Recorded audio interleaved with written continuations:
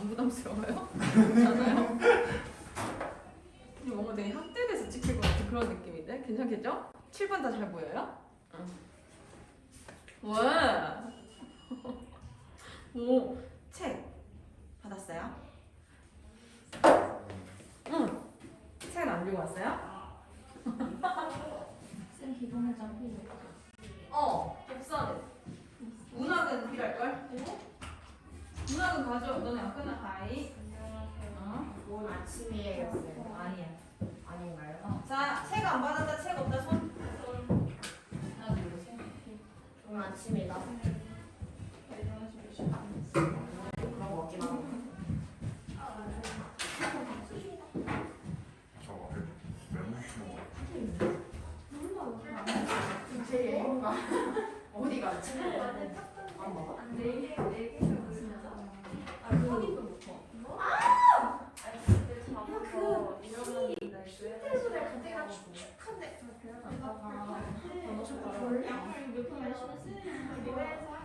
일단 여기 들어가자.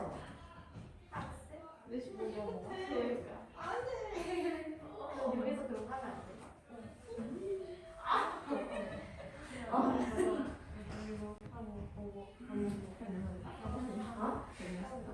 야, 비맞아. 그래? 야, 자자음 맞겠다. 너무 모르겠어. 빨리 스타일. 대머리야.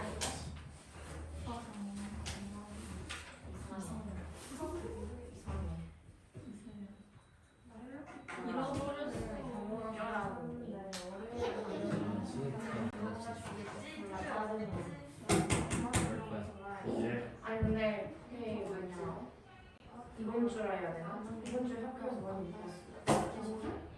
몇 번이었는데? 왜냐면 이번 주에 괜찮이 이래는 멀쩡한데 그냥 진짜 없는데? 숙제문제도 안 왔어. 그게 말하면 누가 연락 안 왔어? 너 연락 안 왔어? 나? 너 연락 안 왔니?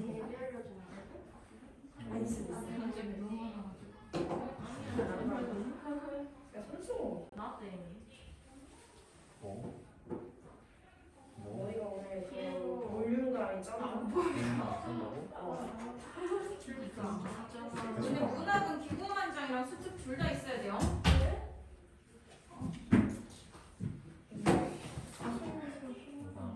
나도 졸라가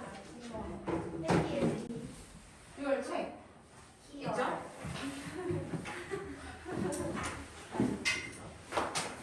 와이 저는 좋아요. 더워요? 네. 옷을 벗어. 근데 그건 싫어요.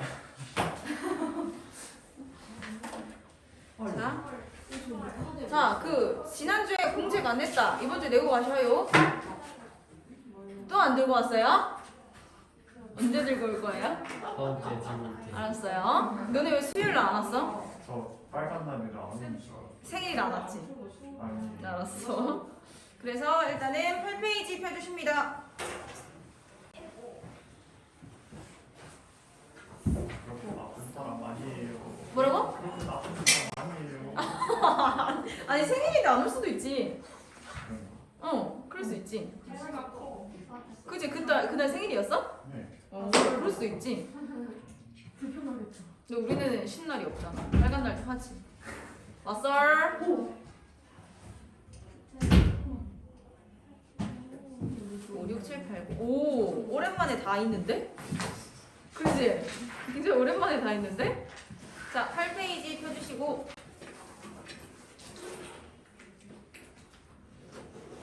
자, 요거부터 같이 볼 건데 지난주에 했던 거랑 똑같이 갈 거예요. 문제 먼저 확인할 거고요. 그래서 뭐 잡아야 되는지 잡고 나서 본문 봅니다. 자, 1번 문제부터 보시면 윗글을 통해 알 수 있는 내용으로 가장 적절한 거 내용 확인 문제니까 일단은 키워드 먼저 잡아주십니다. 1번 선지에서 덤핑, 뒤쪽에 지위 확고히, 그 다음 2번 공정무역행위, 뒤쪽에 국내 산업 피해, 3번에 상계관세, 기업의 피해, 4번 WTO, 직접적인 제재, 5번 덤핑 적용, 뒤쪽 가격 경쟁력.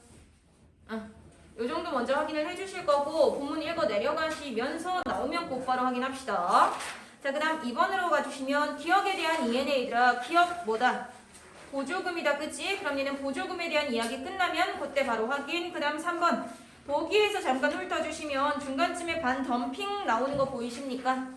그럼 얘는 반덤핑 끝나면 그때 풉니다. 그 다음 4번 윗글을 제재로 한 수업이다. 그러면서 과정에 따른 활동 내용으로 적절하지 않은 걸 물어보고 있죠. 그래서 얘를 삼지랑 한 번만 연결해 주셨으면 알 건데 얘는 본문 내용이 그다지 중요치 않았어.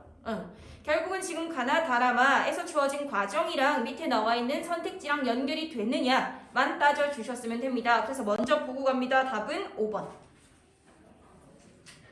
되나요? 마 잠깐 보시면 자신의 생활이나 경험, 주변의 현상에 글의 내용을 적용해본다 라고 나와 있죠. 근데 5번 선지 보세요.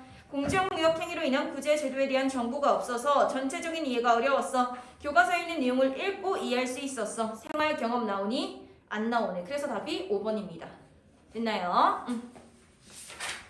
그 다음 5번으로 넘어가시면 마찬가지 보기 나올 건데 제일 마지막에 보조금 보이십니까? 그럼 얘도 보조금과 관련된 이야기 그 문단 끝나면 풉니다. 6번은 어미니까 곧바로 갑니다. 답은 2번. 요게 생각보다 의외로 어려웠다라고 이야기를 하더라고요. 보시면 얘들아 안목을 높였다라는 건 가치를 높였다라는 거지. 가격 경쟁력을 높였다 동일합니다. 가치를 높였다. 그러니까 3번 지위를 높였다 위치를 높인 게 아니고 가치를 높였다 2번이 더 적절하다 라고 봐주셨으면 됩니다. 됐나요? 자 그러면 본문으로 와보십니다. 자 일단 제일 처음부터 신기하죠? 자 세계 무역 환경이 급변하며 새로운 형태의 보호주의 무역의 출현으로 국가 간의 통상 분쟁이 빈번히 발생. 이에 각 국가들은 자국의 산업 보호를 위해 다양한 제도를 사용합니다. 그중 가장 대표적인 게 뭐다? 무역 구제 제도다. 그러면 무역 구제 제도에 대한 이야기가 나올 거고요. 자, 이 제도 결국은 왜 합니까? 공정한 무역을 담보하고 시장 개방으로 초래될 수 있는 피해에서 국내 산업을 구제하기 위해. 그럼 얘는 공정무역을 담보하고 그 다음 발생할 수 있는 피해로부터 국내 산업을 구제하기 위해서 하는 거다. 이렇게 봐주시면 됩니다. 자 그러면서 무역구제 제도는 불공정 무역행위로 인한 피해에서 구제하는 제도와 공정무역행위로 인한 피해에서 구제하는 제도로 나눌 수 있다. 그럼 얘들아 결국은 얘가 두 가지로 나뉜다라는 이야기를 하는 거지. 불공정과 공정. 자 그럼 어쨌든 얘든 피해를 발생시킬 수 있어. 그렇기 때문에 그 피해로부터 구제하는 제도를 만들 거다. 그럼 얘들아 1번 문제에 2번 선택지 확인 가능하신 거겠죠. 달리가 틀렸네. 됐나요? 자 그리고 나서 다시 돌아오시면 자 이렇게 두 가지로 나뉠 건데 이 중에서 많이 사용되는 것이 불공정 무역행위와 관련된 구제 제도. 그러면 우리 둘 중에서 여기에 주목해라 라는 이야기인 거네. 그지? 자 그래서 이 중에서 많이 사용되는 게 불공정. 이 제도는 수입품들 중에서 덤핑, 정부 보조금 지급과 같은 방법으로 정상 가격보다 가격을 낮춰 가격 경쟁력을 높인 물품들에 대해서 정부가 반덤핑 관세 또는 상비 관세를 부과할 수 있게 해서 산업을 보호하는 것. 그럼 얘들아 보세요. 덤핑이나 보조금 지급과 같은 방법으로 뭐 할 수 있대? 가격 경쟁력을 높일 수 있대. 요거 1번 문제 5번 선택지 연결 가능한 거겠네. 되나요? 그럼 5번 선지 보세요. 덤핑이 적용돼 수입된 상품은 결국 가격 경쟁력 면에서 유리할 수 있다. 가능하죠. 그럼 답은 5번.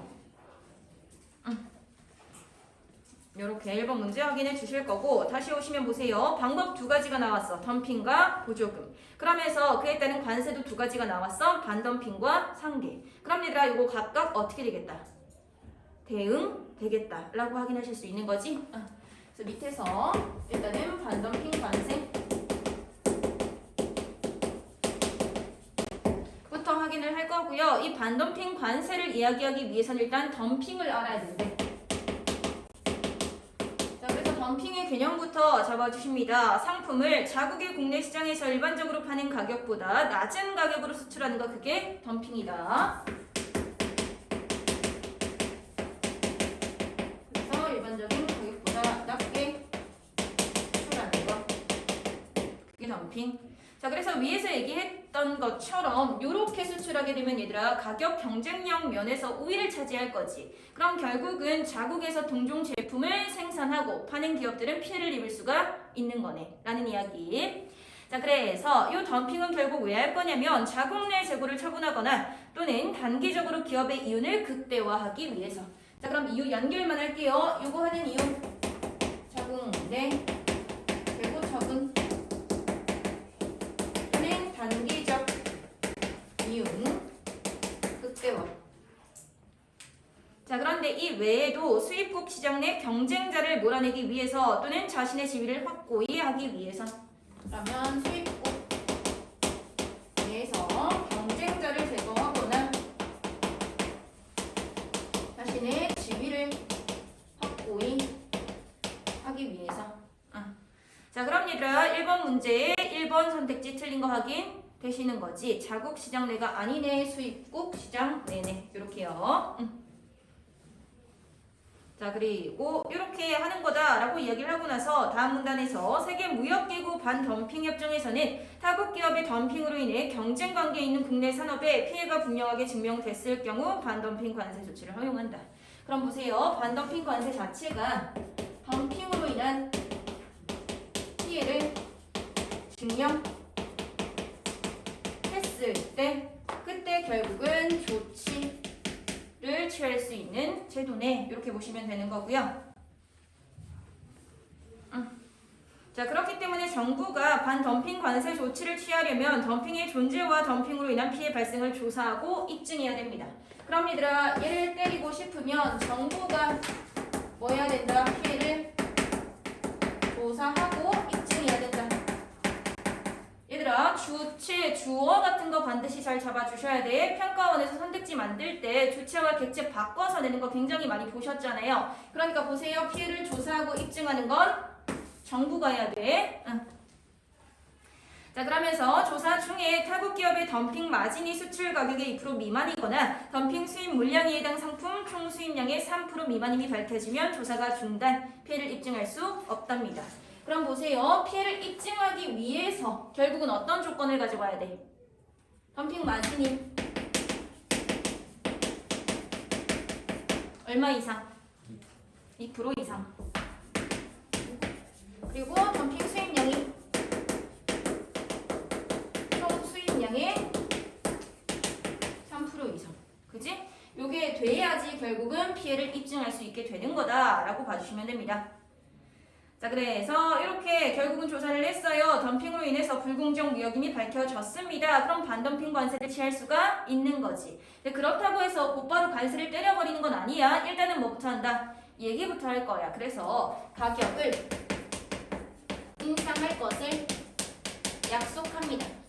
자, 그래서 만약에 약속을 지키네. 그럼 얘들아 관세는 부과되지 않는다는 거지. 됐나요? 자, 그런데 만약에 이 인상에서 협의가 안 됐네. 그럼 뭐 한다?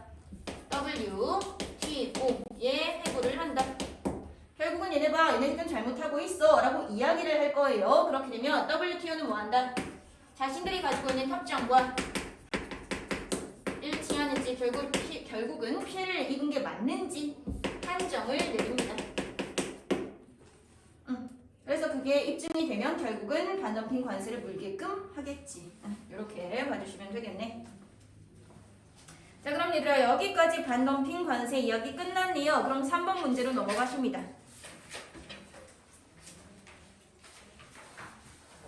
자, 보기를 이해한 내용으로 적절치 않은 거 답은 5번으로 가주셔야 되는 거죠. 자, 보시면 각국이 을국을 WTO에 제소한 이유는 각국이 땡땡 회사의 덤핑과 을국의 인쇄용지 산업의 피해 사이에 인과관계가 없다고 판단했기 때문이다 라고 나와 있는데 얘들아 애초에 보기 제일 마지막 문장 보시면 각국은 을국의 반덤핑 관세 부과 판정 과정에서 부과액이 지나치게 많이 책정됨을 문제 삼아 제소했다. 그러니까 연결이 불가능. 됐나요? 나머지 확인만 하고 갑시다. 1번 보시면 가격 협의를 했어. 다시 인상을 협의를 했다고요. 그건 왜? 관세를 부과하지 않게끔 하기 위해. 그 다음 2번 반덤핑 조사는 결국은 피해를 확인하려는 것이다. 가능하죠? 피해를 조사하고 입증해야지 무언가를 할 수 있는 거니까. 그 다음 3번 결국은 불공정 무역행위로 판정했기 때문이다. 네, 이해가 가능하다는 건 불공정 무역행위라는 거니까. 되겠죠? 그 다음 4번. 조사가 중단되지 않았던 것은 결국은 덤핑 마진이 2% 이상이 되었다고 판단했기 때문이다. 가능하겠네. 자, 그리고 나서 돌아오시면 다음 문단입니다. 반덤핑 관세가 기업의 불공정 무역행위에 대한 무역구제 제도라면 상계관세는 보조금을 이용한 불공정 무역행위에 대한 무역구제 제도이다. 그럼 얘들아 하나만 더 추가할 거야. 결국 덤핑은 누가 하는 거네? 기업이 하는 거네. 요거 확인하시면 되는 거지. 반덤핑 관세 자체가 덤핑이라는 행위에 대해서 규제를 하는 거잖아. 근데 여기서 뭐래? 반덤핑 관세는 기업의 불공정 무역 행위에 대한 구제 제도다. 됐나요? 자, 쟤는 기업이 하는 거. 그럼 두 번째 나오는 상계 관세.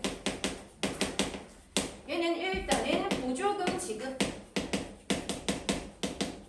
얘로 인한 피해를 구제하는 제도. 그럼 얘들아 보조금 지급은 누가 한다? 우리 보조금 같은 건 누구한테 받아요? 그치, 정부. 정부가 한다. 요 차이 확인하시면 되겠네.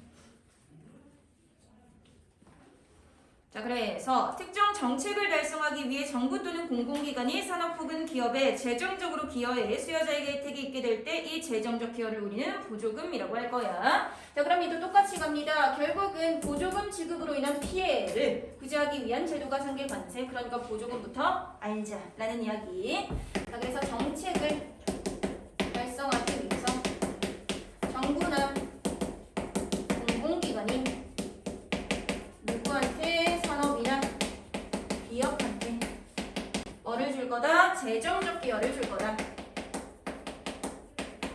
근데 그 재정적 기여를 줌으로 인해서 얘들아 뭐가 발생?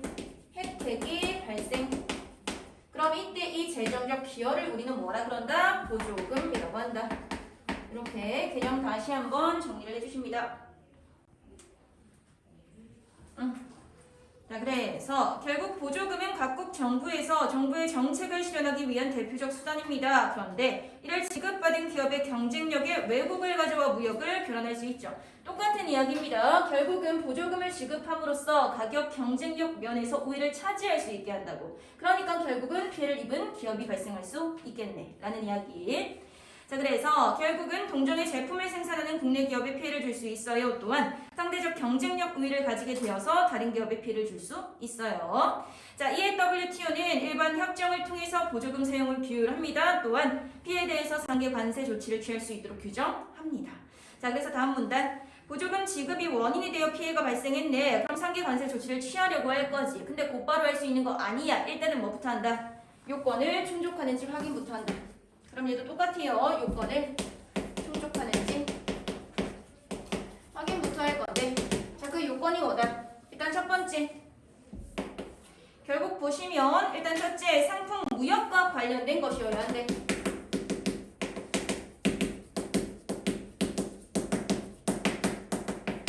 되나요? 그리고 두 번째, 결국은 재정적 기여가 보조금인데 이를 통해서 혜택을 받아야 한답니다. 그 다음 세 번째, 뭐가 있어야 된다? 특정성이 있어야 한다. 자, 특정성이라는 건 결국은 특정한 지역 내 특정 기업 또는 산업에 한정되어 보조금이 지급되는 것. 쉽게 얘기해서 모두한테 다 주는 건 보조금이 안 된다는 이야기인 거지. 그래서 이렇게 세 가지 요건을 충족하는지 확인부터 합니다. 자, 확인했더니 충족하네. 그럼 얘들아 일단 뭐부터 한다? 똑같아요. 일단은 가격 협의. 결국은 국가 간의 협의부터 이루어질 겁니다. 자, 그랬는데 협의가 안 되네. 그럼 그때는 또 뭐 한다? WTO에 제소를 한다. 자, 제소를 하고 나면 얘들아 똑같이 결국은 뭐 해야 돼? 자신들의 피해를 증명해야 돼. 그럼 얘들아 이 피해 증명은 누가 할까? 누가 해야 될까? 결국은 보조금 지급 자체가 정부에서 이루어지는 거였지. 그럼 저 피해는 결국 나라와 나라 간의 문제겠지. 그럼 누가 한다? 피해를 입은 나라, 즉 국가가 한다. 그래서 얘들아 요걸 알려고 요거 여기서 얘기를 했던 거예요. 덤핑은 기업이 하는 거고 요거는 정부가 하는 거다라는 이야기 되겠죠? 자, 그래서 피해 증명을 해야 합니다 라고 확인을 해주시면 되겠네.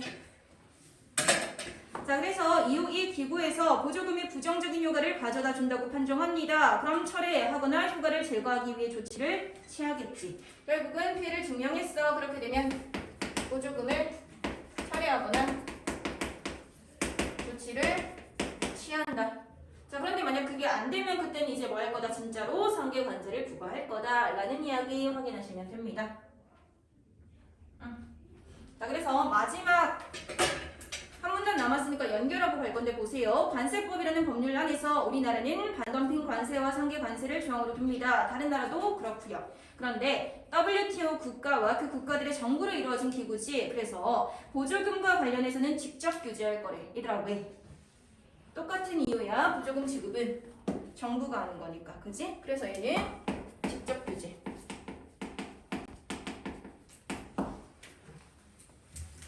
자, 반면 덤핑과 같은 기업의 행위는 직접 규율하지 않습니다. 국가가 어떻게 대응할 수 있는지만 얘기할 거야. 왜? 기업이 하니까. 되죠? 그래서 얘는 간접 규제. 요거까지만 같이 연결해 주시면 되겠네요. 자, 그러면 2번으로 넘어가십니다. 자, 2번 기업에 대한 예로 적절한 거 1번부터 보시면 정부는 상품 무역 행위를 하고 있는 기업에 한정해 기업을 지급한다. 가능합니까? 기업 말고 뭐도 가능하죠? 산업도 가능하지. 그러니까 틀렸네. 그 다음 2번 특정 기업이 정부의 정책 달성을 위해 공공기관에 투자하는 것도 기업으로 볼 수 있니? 애초에 보조금 개념이 뭐였어? 정부나 공공기관이 산업이나 기업한테. 그지? 그럼 불가능. 그 다음 3번 자국에 대한 법률을 적용해 피해를 입은 자국의 산업을 구제할 수 있다. 가능합니까? 애초에 얘들아 상계 관세나 반덤핑 관세는 무역 구제 제도였지. 무역 구제 제도가 뭔데? 피해로부터 국내 산업을 구제하는 거. 그럼 답은 3번이네. 그 다음 4번 기업을 받은 기업은 수출국가 WTO에 자신이 한 행위가 불공정 무역 행위가 아님을 입증해야 됩니까? 얘들아 피해를 입증하는 건 똑같아요. 피해 국가가 해야 돼. 그래서 틀렸다. 5번 같습니다. 결국은 피해를 주지 않았으면 제소할 수 있다. 아니요. 피해를 주었다고 입증했을 때만 제소할 수 있다. 그래서 틀렸다. 보시면 되고요. 그 다음 넘어가셔서 5번 윗글을 제대로 한 수업에서의 학습 활동 쓴 내용 중 적절치 않은 거. 자, 1번부터 보시면 A국에 피해가 발생했습니다. 그럼 A국은 B국의 보조금의 특정성이 있는지를 확인할 거다. 가능하죠. 왜? 요건 중에 하나니까. 그 다음 2번 A국이 WTO 분쟁 해결 기구의 B국을 제소. 그럼 결국은 피해의 원인임을 증명할 것이다. 가능하겠죠. 자, 그 다음 3번 B국의 보조금이 A국에 부정적인 효과를 주지 않는다고 판단했다면 보조금 철회하지 않습니다. 네, 증명돼야지 철회할 거잖아. 그 다음 4번 B국의 보조금이 불공정 무역 행위에 해당되는지를 판단하기 위해서 WTO가 조사를 할 것이다. 똑같은 이야기야. 조사하고 입증하는 건 누가 해야 돼? 피해 국가가. 그래서 답은 4번. WTO는 맞다 아니다 판정만 내려줄 거지 얘가 직접 조사하고 입증하지 않아요. 그 다음 5번 조치를 이행하지 않으면 결국은 상계 관세를 부과해야지. 이렇게 봐주시면 되겠습니다.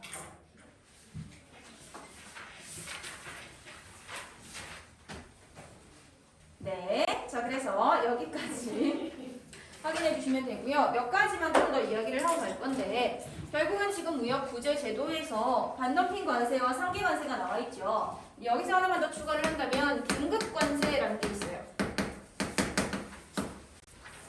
자, 긴급 관세라는 건 어떤 상황이냐면 급격하게 수입량이 늘었어. 그렇게 되면 얘들아 자국에서 그 동종 제품을 생산하는 기업은 피해를 입을 수도 있는 거지. 그때 결국은 긴급하게 관세를 때려버리는 거야. 그럼 수입량이 줄겠죠. 그래서 결국은 무역 구제 제도에 얘까지 같이 있다라고 좀 봐주시면 좋을 것 같아요. 근데 결국은 어떤 행위에 따라서 이루어지는지는 다르다. 요 차이. 그리고 하나 더. 지금 보시면 우리 본문에서는 계속해서 불공정 무역 행위에 대해서 얘기했죠. 그런데 이 공정 무역 행위로 인해서도 피해가 발생할 수 있다라고 이야기가 나왔어. 그래서 여기 이 상황에서 구제하는 제도에는 세이프가드라는 게 있습니다. 자, 이 세이프가드도 똑같아요. 결국은 수입량을 제한하는 하는 방식으로 자국의 산업을 구제할 거야, 보호할 건데 여기서 생각하실 거 보세요. 불공정 무역행위 애초에 행위 자체가 불공정하다라고 깔고 갈 거지. 근데 얘는 행위 자체는 공정해. 근데 자국이 피해를 입었네. 되나요? 그럼 결국은 그 규제를 하기 위한 조건이 누가 더 까다로울까? 불공정일까 공정일까? 규제 조건이 더 까다로운 건 공정이겠지. 왜? 행위 자체는 공정했어. 근데 그럼에도 불구하고 자국 산업이 피해를 입었으니까 보호를 하는 거잖아. 되나요? 그래서 결국은 얘가 더 조금 더 까다롭다라고 봐주시면 되겠네.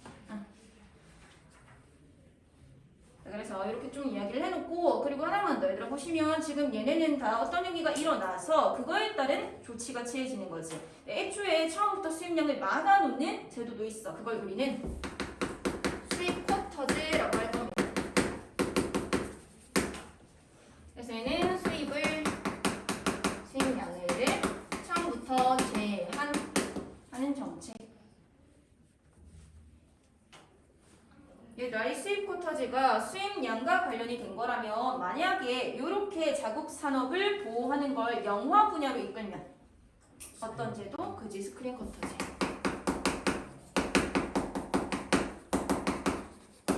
이런 게 있다라고 봐주시면 됩니다.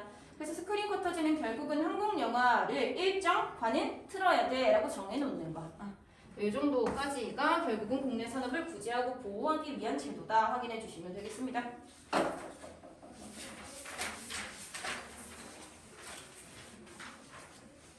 그리고 나면 두 번째 본문 넘어가셔서 자, 이거 똑같이 문제 먼저 확인하고 봅시다. 1번 보시면 내용과 일치하지 않는 거 내용 일치 문제 확인 문제니까 키워드 1번 선지에 관해 내부 표면 유체 속도 느리다. 그다음 2번 선지 상대 점도 푸아즈 사용. 3번 공락화법 공의 밀도.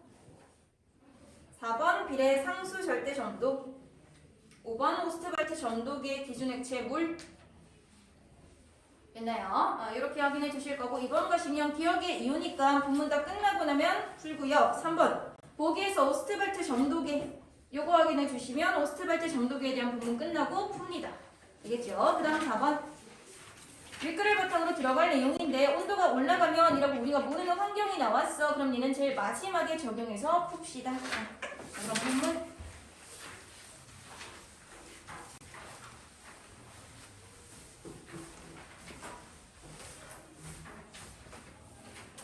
자 보시면 제일 처음에 풀이나 물력과 같은 액체들의 끈끈한 정도가 물과 달라요. 이것들을 흐르게 하려면 흐르는 속도 역시 서로 다릅니다. 그래서 결국은 이러한 성질들을 표현할 수 있는 개념이 뭐다? 점도다. 그러면 결국 이 부분은 점도에 대한 이야기가 나오겠구나 라고 확인하시면 되는 거고요. 자 그래서 다시 점도의 개념을 잡아줍니다. 점도란 액체, 기체와 같은 유체가 흐를 때 그 흐름에 저항하는 성질이다.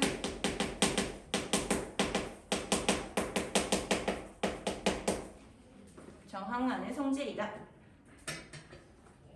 자 그러면서 점도는 액체나 기체의 상태나 흐름을 이해하는 데 매우 중요한 개념. 예를 들어 액체 점도는 파이프라인으로 원유, 화학, 약품 등을 보낼 때나 플랜트의 배관 설계 시에 중요한 변수로 작용합니다. 석유화학 이외에도 도료, 인쇄, 식품, 의약품, 화장품 등 다양한 산업 분야에서 이루어지는 연구, 개발, 제조, 공정의 품질 관리에서도 중요성을 확인할 수 있다. 그래서 이해가 필요하다. 그럼 얘들아 여기까지는 다 무슨 얘기? 점도의 중요성에 대한 이야기. 그렇게만 보시고 넘어가시면 됩니다. 자 그럼 다음 문단. 원형관의 내부에 꽉 채워져서 흐르는 액체를 생각합시다. 원형의 관 속에 들어있는 액체 기둥은 동심층, 즉 동심 원통의 액체들로 이루어져 있다라고 간주할 수 있죠. 얘들아 여기서 동심이라는 게 무슨 말?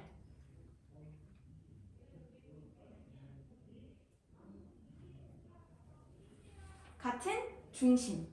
결국은 얘들아 만약에 그 관을 위에서 보면 이렇게 생겼지.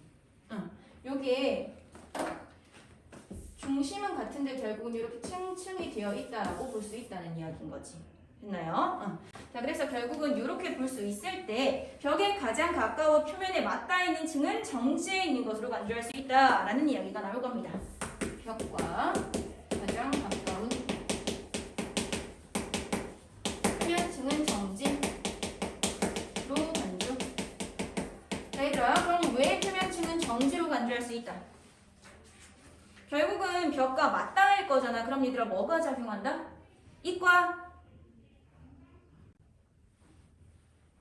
마찰력이 작용할 수 있다. 그치? 그렇기 때문에 결국은 힘을 더 받는 거니까 정지에 있다라고 간주할 수 있다. 속도가 느리다. 자, 그래서 이보다 안쪽에 있는 여러 층들은 그 바로 바깥쪽에 인접해 있는 층보다 빠르다. 그럼 결국은 안쪽 층은 속도가 빨라질 거다라고 확인하시면 되고요. 자, 그래서 이때 흐름의 속도는 관의 중심부로 갈수록 빨라집니다. 원통의 중심에서 가장 빠른 속력을 보입니다. 다시 흐름의 속도를 정리하면 중심부로 갈수록 빨라지고요. 원통의 중심이 가장 빠르다. 그럼 결국은 어떤 층이냐에 따라서 속도가 달라지네요. 이걸 우리는 층류라고 할 거다 라는 이야기. 자, 그래서 이를 이론적으로 취급할 때는 가상적인 동심 원통으로 구성된 액체에서 각 원통들이 이러한 층들의 속도 차이에 의해 힘을 받습니다. 자, 그럼 층들은 속도차에 의해서 힘을 받게 되고요. 이걸 뭐라고 한다? 전단 응력이라고 한다. 이렇게 봐주시면 되는 거지. 자, 그런데 이 전단 응력은 결국은 어디에 비례한다? 전단율에 비례한다.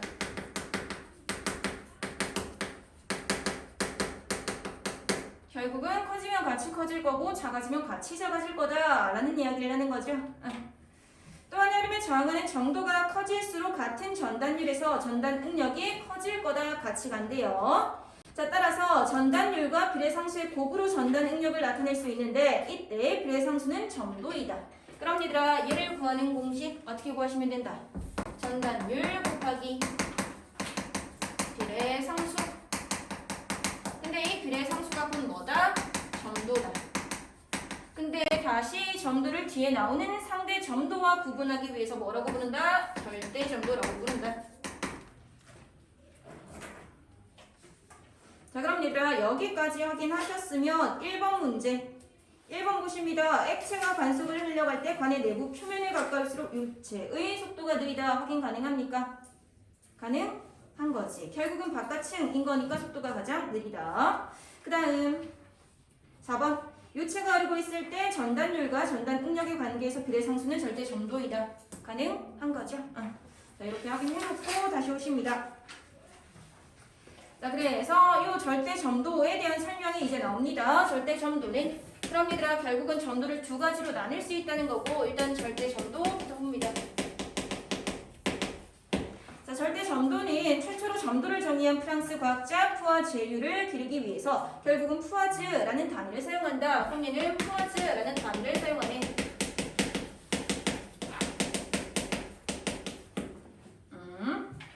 자, 그러면서 결국 1푸아즈는 질량, 길이, 시간을 이용해 나타낼 수 있습니다. 물의 절대 점도는 25도씨에서 이렇게 구해집니다.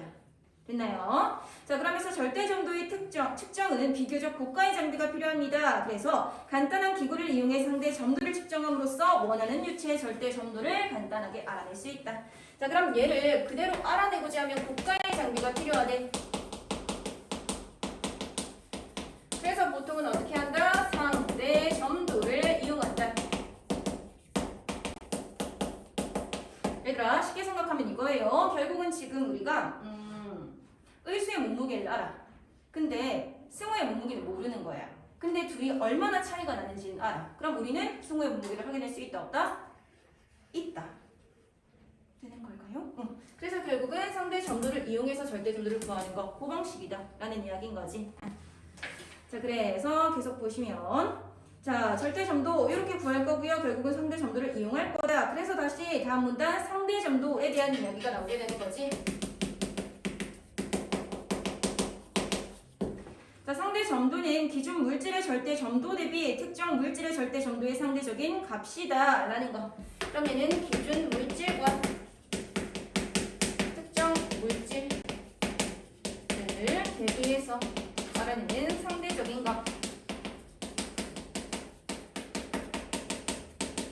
자, 그렇기 때문에 얘들아 뭐가 없어요? 단위가 없어요.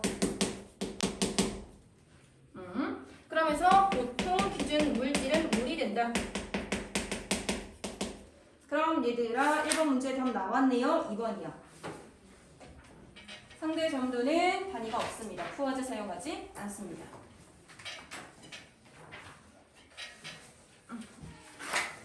자, 그리고 나서 계속 보시면 자, 그래서 상대 점도를 구하기 위해서 흔히 사용되는 기구가 뭐다? 오스트벨트 점도기다.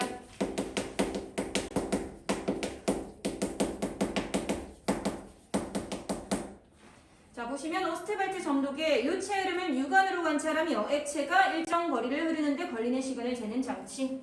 자, 그럼 오스트벨트 점도기의 액체가 일정 거리를 흐르는데 걸리는 시간을 뭘로 측정한다? 육안으로 측정한다. 눈으로 본다는 거죠.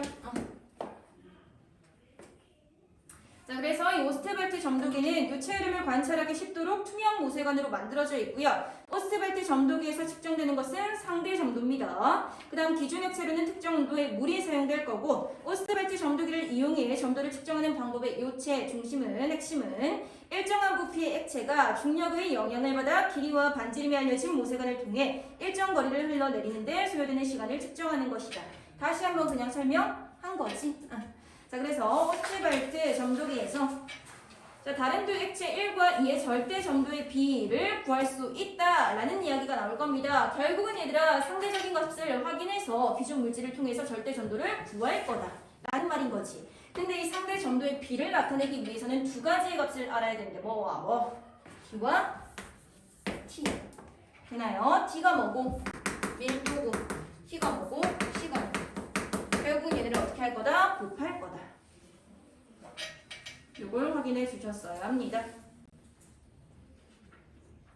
그래서 T가 액체의 밀도, T가 액체가 흘러내리는 데 걸린 시간입니다. 만일 물질 2가 기준 액체라면 임의로 그 값을 1로 잡을 거야. 그런 다음 식의 밀도와 흐름에 소요된 시간을 대입해서 다른 값을 구할 거죠. 만일 오스트벨트 점도기에 사용된 두 액체 1과 2의 온도가 25도로 동일합니다. 그 다음 액체 2가 순수한 물. 그럼 얘들아 상대 점도에서 결국은 물의 절대 점도를 곱해주면 되겠네. 그럼 다른 물질의 절대 점도를 구할 수가 있는 거네 라는 이야기.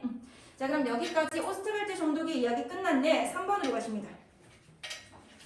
자, 보시면 결국은 그 오스트벨트 점도기를 이용해서 측정을 했어. 그랬더니 물이 흘러내리는 데 걸린 시간은 3초고요. A와 B가 흘러내리는 데 걸린 시간은 각각 2초와 6초. 되나요? 그럼 보십니다. 이 상황인 거지. A와 B 시간이 2초, 6초. 자, 그럼 1번 선택지부터 보십니다. A의 밀도가 B의 밀도보다 3배 크다면 절대 점도는 서로 같겠다. 자, 밀도가 얘가 3배 크대. 그럼 이렇게 가는 거지. 두 개 곱해야 되는 거지.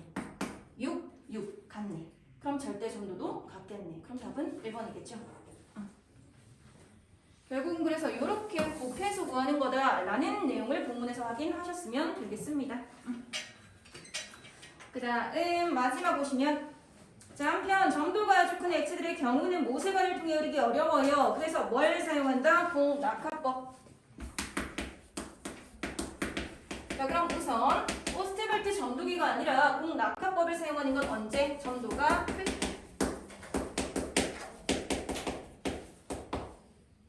자, 그러면서 이 방법에서는 밀도를 알고 있는 작은 콩이 기준 액체 및 점도를 측정하려고 하는 시료 액체 속에서 일정한 거리를 낙하하는 데 걸리는 시간을 육안으로 측정합니다. 그럼 얘도 똑같이 갑니다. 결국은 콩이 일정한 거리를 낙하하는 데 걸리는 시간을 육안으로 측정.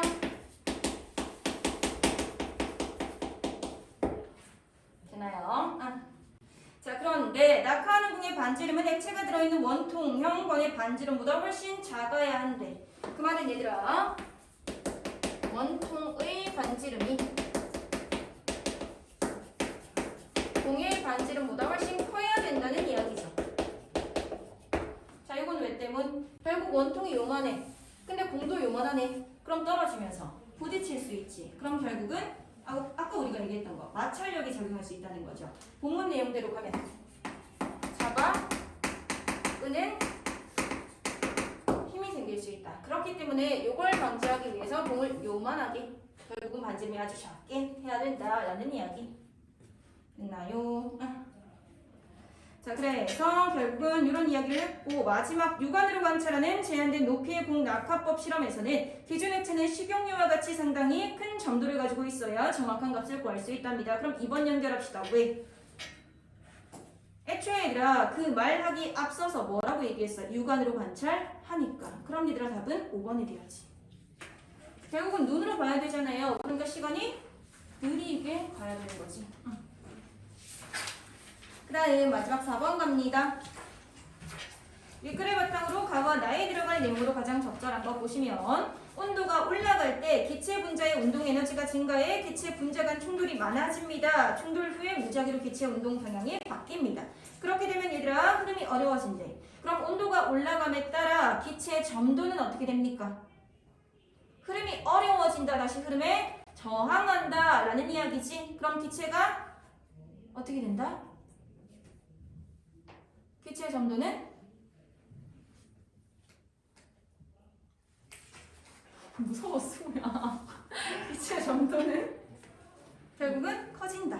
이렇게 가셔야 되는 거죠. 자, 근데 액체의 경우는 온도가 올라감에 따라 측류에서도 충돌에 의한 운동의 영향은 줄어든데 응집력이 약화될 거래. 그래서 전단 응력이 감소한답니다. 그럼 액체의 점도는 어떻게 돼야 돼? 온도가 올라감에 따라 내려가는 거지. 근데 얘들아 지금 뭘 요구해? 온도가 낮아짐에 따라 반대로 가시라는 거지. 그럼 기체는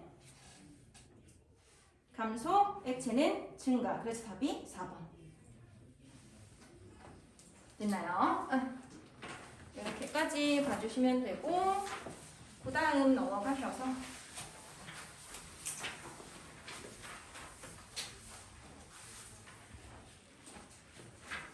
자, 보시면 얘는 가와 나로 나뉘어져 있죠. 그럼 우리도 어떻게 하자? 끊어가자. 그래서 가 먼저 확인하고요. 풀 수 있는 선택지 문제 풉니다. 그러고 나서 나 같이 확인합시다. 왜 이렇게 유독 조용해요? 계약해서요? 지난주도 계약했잖아. 힘이 덜 빨렸어. 힘이 더 빠져버렸어? 그럴 수 있죠. 자, 가. 자, 일단 가 처음 시작에 인간의 모든 행동을 학습의 결과로 파악하는 행동주의론자들은 하고 나오죠. 그럼 일단 키워드 행동주의론 적어주십니다.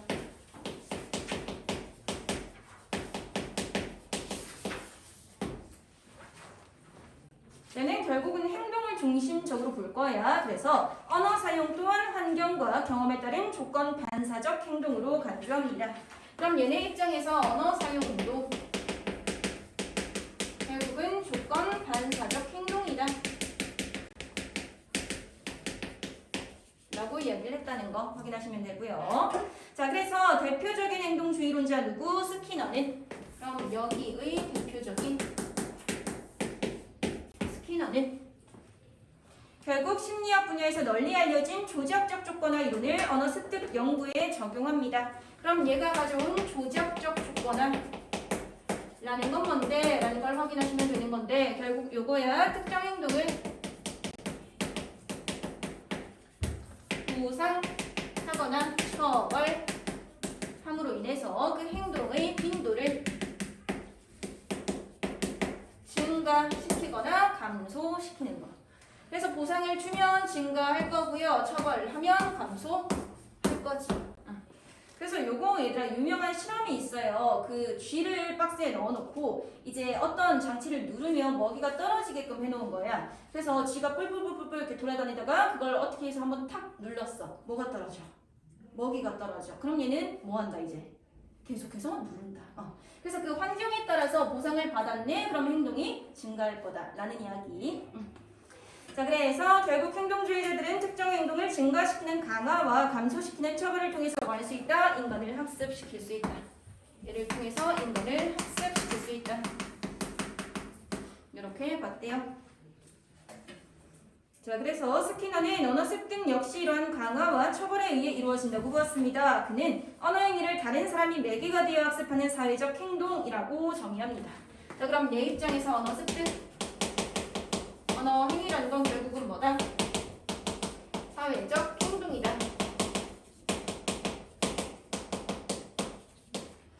됐나요? 여기서 말하는 사회적 행동이라는 건 결국은 화자와 청자의 상호작용이다라는 이야기. 자, 그래서 예를 들어 설명합니다. 예를 들어 아기가 엄마 아빠와 같은 단어를 말했을 때 칭찬하거나 미소를 띄었대 보상을 준 거지. 그럼 그 아기는 그 행동을 계속할 거지.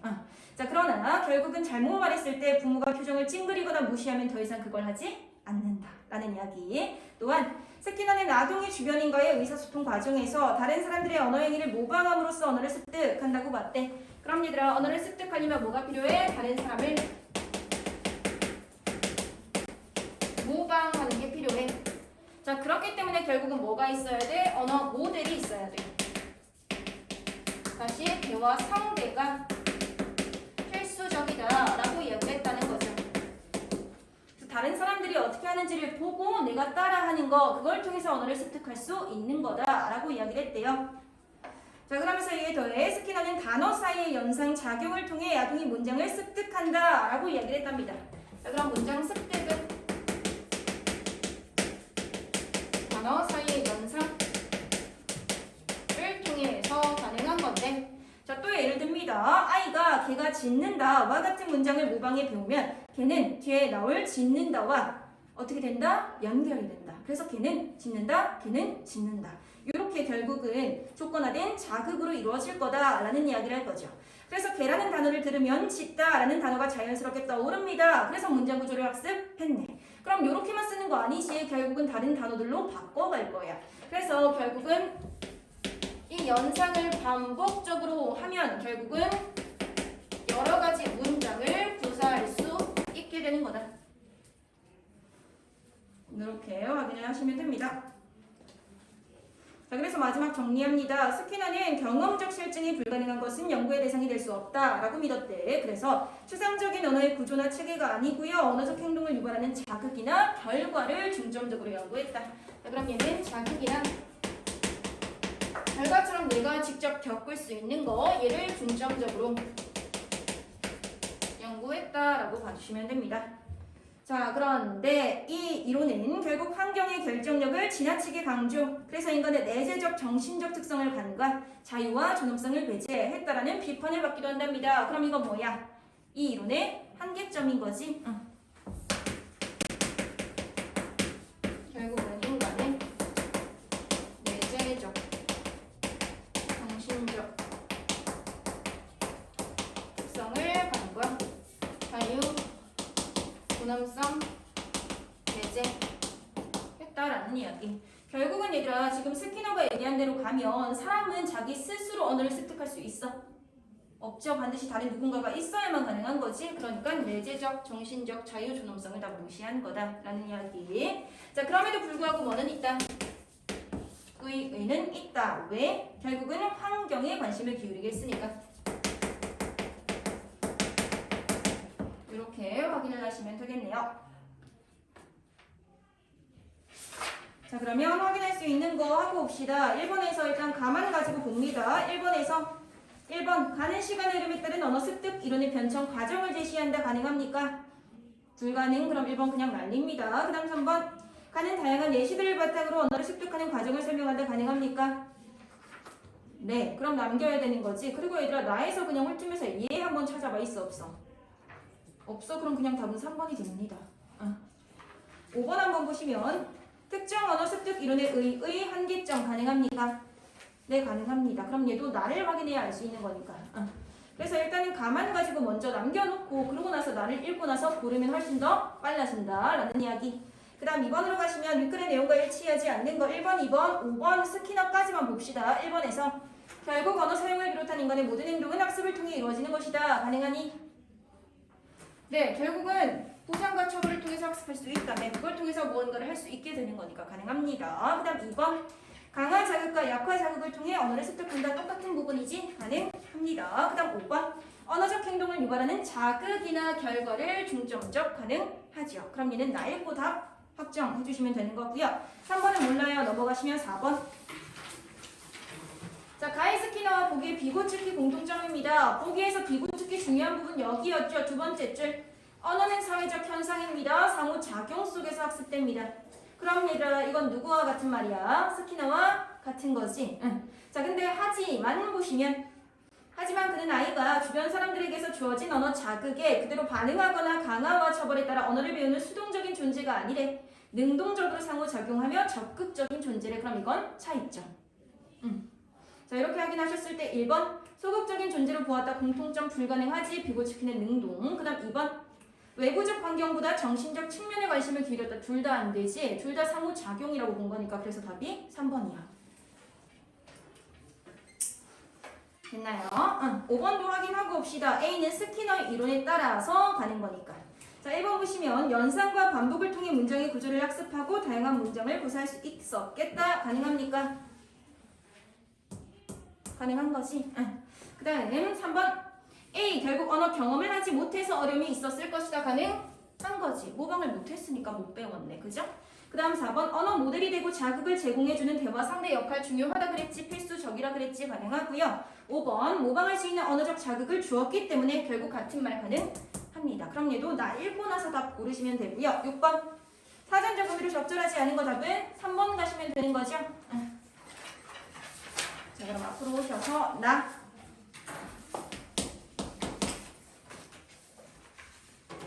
자, 보시면 나는 애초에 시작 자체가 생득주의 론자들은 하고 갈 거죠. 그럼 애초에 관점이 다르네. 그죠?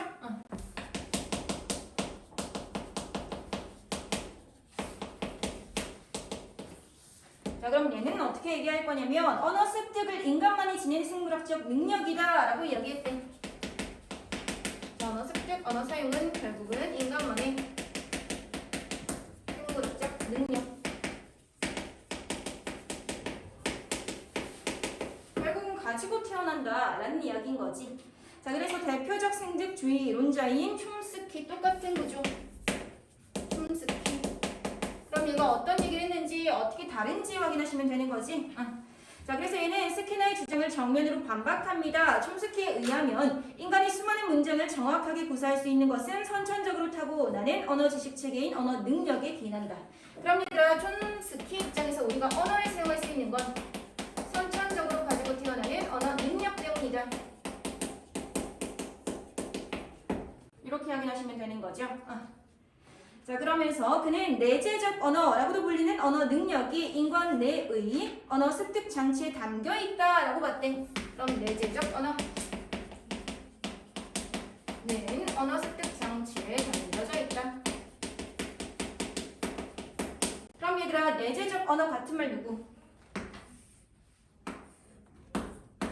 언어 능력, 그지? 자, 그러면서 그는 인간의 인지체계 속의 언어에 대한 지식, 규칙체계가 내재화되어 있다고 믿었고요. 중점적으로 연구. 그럼 얘가 중점적으로 본 건 인지체계 안에 있는 언어의 지식, 규칙들이네. 그럼 얘가 이것도 결국은 스키너와의 차이점이 되는 거지. 얘는 지가 경험할 수 없는 거 안 믿는다며. 근데 얘는 갈 거잖아. 됐나요? 자, 그래서 사람마다 언어 경험이 제각기 다름에도 불구하고 비슷한 시기에 유창하게 의사소통을 할 수 있게 되는 이유에 대해서 촘스키는 인간의 언어 습득에 결정적인 역할을 하는 것은 선천적인 언어 능력이다 라고 이야기했대. 그럼 결국은 언어를 습득함에 있어 결정적인 역할을 하는 건 선천적 언어 능력. 그러면 후천적인 언어 경험은 어떤 역할을 한다? 결국은 촉매 역할을 한다. 조금 더 빠르게 할 수 있게끔 도와주는 역할. 됐나요?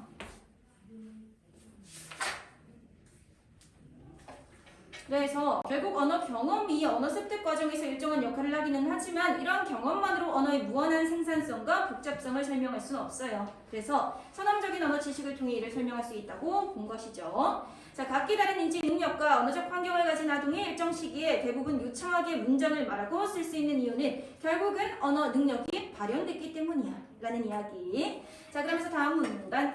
한편 촘스키에 따르면 인간은 언어 습득 장치를 가진 최초 상태에서 자유롭게 문장을 구사할 수 있는 안정 상태로 발달할 겁니다.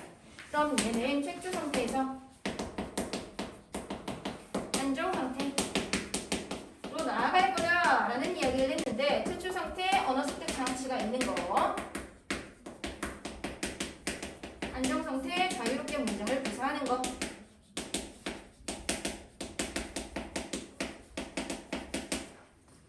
됐나요? 이렇게 발전해 나갈 거랍니다. 그런데 모든 인간이 보편적인 언어 습득 장치를 공통적으로 갖고 있다면 어떻게 사람들은 각기 다른 특징을 가진 언어들을 사용할 수 있을까라는 이야기를 할 거죠. 결국 얘들아 촘스키는 이렇게 대답합니다. 최초 상태 언어 습득 장치가 있어. 결국은 여기서 보편성을 가지고 있는 거 맞아요. 근데 그럼과 동시에 다양한 선택 가능성도 가지고 있다. 요 이야기를 하는 거지. 자, 그런데 여기서 나오는 선택 가능성이라는 건 다시 매개 변인인 거고, 사람들은 이 매개 변인을 수정함으로 인해서 결국은 다양한 언어들의 특징을 접할 수 있는 거다라고 이야기를 했대요. 결국은 정리하면 이겁니다, 얘들아. 자, 우리는 결국은 다 가지고 있는 언어 습득 장치를 통해서 보편 문법을 확인할 수 있는 거지. 다 가지고 있는 언어들의 특징. 근데 여기서 매개 변인을 수정하면 어디로 나아갈 수 있다? 그 언어만이 가지고 있는 개별 문법으로 나아갈 수 있다. 이렇게 이야기를 한 거네 라고 보시면 됩니다. 됐나요?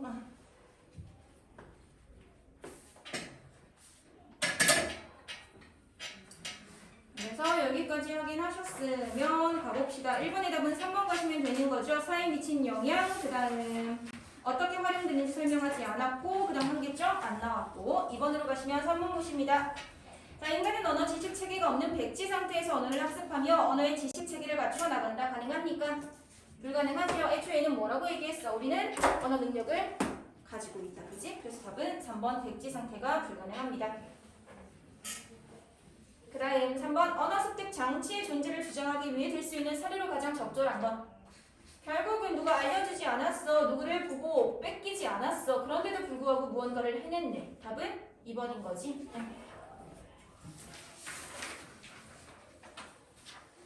그 다음 5번. 자, 2번 보시면 B는 만약 I가 다른 언어를 배웠다면 매개 변인이 조정되지 않아 개별 문법으로 나아가지 못했을 것이라고 생각하겠다. 가능합니까? 불가능한 거지. 결국은 얘들아 같은 특징인 보편 문법에서 매개 변인을 수정하면 다른 언어만의 특징인 개별 문법으로 나아갈 수 있다고 했잖아. 그러니까 답은 2번. 결국은 나아가지 못했을 것이라고 얘기한 적이 애초에 없어요. 자, 그럼 얘들아 3번 좀 확인할 건데 A와 B는 모두 I가 방치되었을 때 언어 경험을 거의하지 못한 것이 의사소통의 어려움을 겪는 것과 관련이 있겠다. A는 심플하게 확인이 될 거야. 모방을 못했으니까. 그럼 B는 왜 가능할까? 결국은 언어 경험은 어떤 역할을 할 거라고 했어? 촉매 역할. 촉매제가 없었기 때문에 발현되지 않았네. 그럼 얘도 가능은 한 거지. 그래서 3번은 그렇게 봐주셔야 됩니다. 촉매 역할과 연관하셔서. 됐나요? 그 다음 4번에 촉매를 제공하는 역할, 그 다음 실현, 발현됐기 때문에 의사소통할 수 있었겠다. 가능하겠네. 이렇게까지 확인을 주시면 되겠고요. 몇 가지만 좀 이야기를 하고 넘어갑니다. 보시면 지금 여기서 얘기가 나오는 행동주의론자, 생득주의론자 이거 다 인지이론이랑 관련이 되는 거거든요. 몇 명만 조금 추가를 할 건데 일단 행동주의론자에서 제일 처음에서 언급되는 게 누구냐면 파블로프야. 그래서 파블로프는 고전적 조건화를 이야기할 겁니다. 결국은 우리가 어떤 행동을 하는 건 다 반사적인 행동이다. 라고요. 그래서 얘도 실험이 하나 있는데 파블로프 고전적 조건화. 파블로프. 파블로프 이렇게? 맞아. 그래서 그 실험이 그거예요. 강아지가 이제 먹이를 주면 침을 흘리잖아. 근데 그 먹이를 준과 동시에 종을 잘못해서 이렇게 땡 누른 거야. 근데 그 행동을 반복하다 보니까 이제 강아지가 땡만 해도 뭐해? 침을 흘리기 시작해. 그래서 결국은 그걸 통해서 우리는 이 반사적 행동을 확인할 수 있었다. 그게 고전적 조건화다라고 보시면 돼요. 그래서 이 파블로프도 행동주의론이다라고 연결해 주시면 되고요. 그 다음 두 번째가 스키너, 조작적 조건화. 그 다음 세 번째가 반두라. 여기 본문에서 행동주의론자들이 결국은 모방을 중요시했다라고 나온 거 있었죠. 그중 특히 중요시한 게 반두라야. 얘가 모델링, 모방 같은 이야기를 하면서 결국은 우리는 그걸 뭘 통해서 학습할 수 있다라고 이야기한 사람. 그래서 이렇게 좀 행동주의론자들을 좀 같이 기억을 해주시면 좋을 것 같고, 촘스키는 생각주의론자 연결하시면 될 것 같은데, 우리 보기에서 비고츠키 나왔었죠. 걔랑 피아제랑 묶어서 우리는 상호작용론이라고 얘기를 할 겁니다. 상호작용론. 그래서 일단 피아제. 저희는 어떤 얘기를 했냐면 결국은 인지 발달에 따라서 언어를 습득할 수 있는 거다라고 이야기를 했었어. 얘는 이제 나이대별로 이제 인지 발달 체계를 나눠가지고 그 당시에 애들이 어떤 언어를 사용하는지를 얘기했었거든요. 그래서 너네 그 집단 독백이라는 말 아세요? 그 유치원 애들 가가지고 이야기를 들어보잖아. 지네끼리 말이 하나도 안 통해. 뭐 하고 있어? 지 얘기만 그냥 막 하고 있어. 그래서 어릴 때는 그게 결국은 인지 발달이 덜 돼서 그렇다. 그래서 결국은 사회적인 언어를 습득하지 못한 상황이기 때문에 결국 지 할 말만 한다 라는 이야기. 내가 조카가 있잖아요. 조카가 이제 잼민이가 됐어요. 초등학생이 됐단 말이죠. 그래서 걔가 말을 원래 되게 못했어. 느렸어. 왜냐면 걔가 혼자 컸거든요. 근데 그러다가 이제 어느 순간 되니까 진짜 말을 빨리 하더라고. 나는 이게 맞는 것 같아. 나는 이게 맞는 것 같아. 진짜 말을 못했어. 그냥 막 이렇게 에베베베 이렇게만 했었는데 어느 순간 되니까 그냥 막 말을 해. 나는 그렇다고요. 아무튼 아니 그래서 이걸 왜 하냐면 며칠 전에 애가 전화가 왔었어. 그래서 이제 얘기를 하는데 걔가 코로나가 걸린 거예요, 애기가. 그래서 자기가 코로나를 걸렸는데 그래서 아팠어? 이렇게 물어봤더니 자기가 학교를 갔는데 배가 너무 아프더래. 그래서 약을 먹었대. 근데도 안 낫더래. 그래서 병원을 갔더니 코를 쑤셨대. 그랬더니 나았대. 너무 귀엽지 않니? 코를 쑤셨더니 배가 아픈 게 나았대. 그러니까 그 인간 결과가 아직은 연결이 잘 안 된다는 거지. 그러니까 코를 쑤셔서 나은 게 아닐 거잖아. 그런 걸 보면서 나는 이런 인지 발달에 대해서 여러 가지 생각을 하게 되는 거죠. 아, 참 신기하다. 정말 그렇구나. 아무튼 난 그랬어요. 그래서 피아제는 인지 발달에 따라서 언어를 습득할 수 있다라고 이야기를 했고, 그다음 비고츠키. 우리 보기에서 나온 내용 그대로 봐주시면 되는데 몇 가지만 추가할게요. 얘가 얘기한 것 중에 유명한 건 근접 발달 명령. 그리고 비계 설정. 이런 게 있는데 그 보기에서 얘들아 무슨 얘기가 나왔었냐면 결국은 그 선생님이나 또래의 역할이 중요하다. 비고츠키는 그렇게 얘기했다라고 얘기가 나왔었죠. 그게 결국은 얘 때문에 그래. 자, 여기 뭐냐면 너네 항상 우리의 그 공부 능력은 이렇게 발전한다라고 이야기 들어보셨죠? 그거랑 연관되는 건데 사실은 실제 능력이 요만큼이야. 지금 내가 보여주는 능력이 요만큼인데 걔는 사실 다른 사람의 도움을 받으면 펼칠 수 있는 능력이 요만큼이라는 거지. 그러니까 잠재적 능력이. 그래서 결국 비고츠키는 여기를 뭐라고 얘기했다? 근접 발달 영역이라고 얘기했다. 결국 지금 실제로 보여주는 능력은 아니야. 근데 도움을 받으면 충분히 뛰어넘어갈 수 있는 영역. 그래서 이걸 근접 발달 영역이라고 얘기했고요. 그러려면 얘들아 여기에 사다리 같은 걸 하나 세워줘야 되는 거지. 그 역할을 누가 한다? 또래들이나 선생님이 한다. 요 이야기를 했어. 그러면서 결국은 비계 설정이 필요하다라는 이야기. 비계는 얘들아 여기 이렇게 깔아주는 사다리 정도라고 생각하시면 돼요. 비계 자체가 그 건축에서 사용하는 용어인데 높이 올라가기 위해서 사용하는 사다리 같은 거거든. 그래서 이걸 깔아주면 결국 이렇게 뛰어넘어갈 수 있다라고 이야기를 했다. 요 정도 같이 좀 기억해 주시면 좋지 않을까. 됐나요? 그래서 인지 발달 이야기가 나와서 요 정도까지만 같이 정리를 해주시면 될 것 같고요. 다음 주에는 얘들아 뭐 해오신다? 2주차 풀어 오신다. 예, 여기까지 합시다.